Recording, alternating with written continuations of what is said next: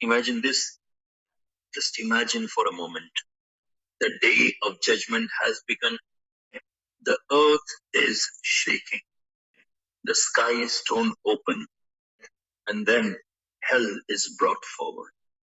The Prophet Muhammad, peace be upon him, said, when hell will be brought, it will have 70,000 reins. And every single rein will be held by 70,000 angels. Still, it will be out of control. Flames shooting out, thick black smoke, a terrifying roar, a scream so loud that it shakes the hearts. When hell comes closer, men and women will fall to the ground, strong people will collapse, voices will be lost, minds will freeze. On that day, no one will remember anyone else. A father will not remember his son.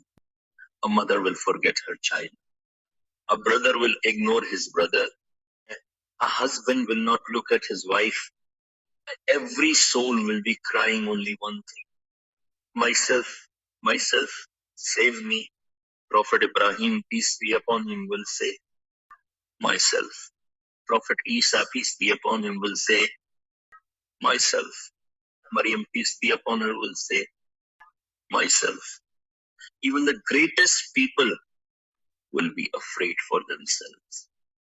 Everyone will be silent. Everyone will be desperate. Then suddenly, from the middle of that chaos, one voice will rise. A voice full of pain. A voice full of love. My ummah, my ummah. My nation, my people. The angels will stop. The people will be shocked. Who is this? Who's not asking for himself? Who is not worried about his own fate? Who is asking only for his people? People will look, eyes will rise, and hearts will recognize this is Muhammad, the messenger of Allah, peace be upon him. He will say, Oh Allah, take their account through me. Oh Allah, show their sins to me, but do not expose them. Oh Allah, do not disgrace them in front of creation. Allah will reply, Oh my beloved Muhammad, if you take their account, they will feel ashamed even before you. So I will take their account behind a veil. No one will see. No one will know. This is the mercy of Muhammad, peace be upon him. Now remember another scene, the day of Taif. The Prophet went only to invite people to Allah, only to give them guidance.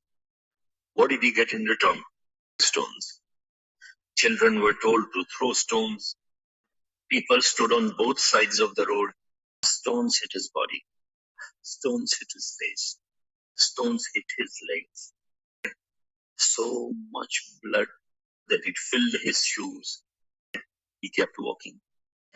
He kept praying until he collapsed. Unconscious, an angel came and said, O Messenger of Allah, if you want, I will crush these people between the mountains. This was the moment of revenge. This was the moment of power. But listen to the answer. The Prophet said, no. Maybe from their children, someone will say, La ilaha illallah. I was not sent to curse. I was not sent to destroy. I was sent as mercy. Think about that. The same man who was stoned, bleeding, humiliated, still prayed for his enemies.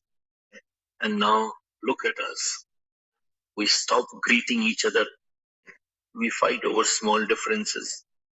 We refuse to pray behind one another. We break hearts. We spread hate. We claim to love the Prophet. But do we follow him?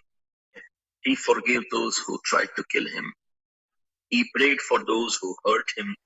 कि इस इस्लाम में हमें क्या सीखना है, कैसे हम अपनी जिंदगी को बेहतर बना सकते हैं और कैसे हम अल्लाह के रास्ते पर. So ask yourself this.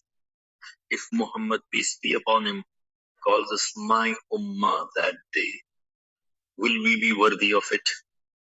And when we stand in front of him, will we feel proud or ashamed?